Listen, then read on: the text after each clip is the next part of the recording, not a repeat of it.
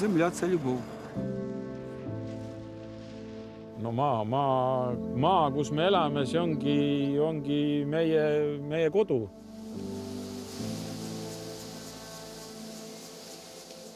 У мене син зараз воює, не служить, воює.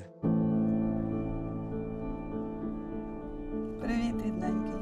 Як обстановка? Practically. Да?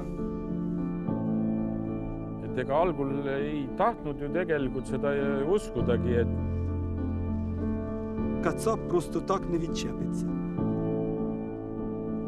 kodu on see, mida me tahame hoida ja väärtustada nii igat pidi.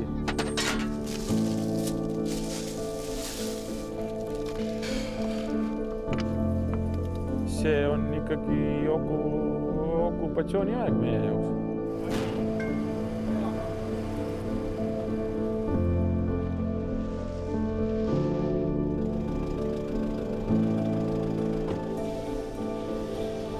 Ну, якби не допомога, то не було б України вже.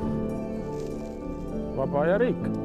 Et see ongi, kus inimesed saavad ise otsustada, mis nad teevad. Ти давай добивайте вже кацапів та приїжджайте на демб. Trudem zadać tego kanalicie.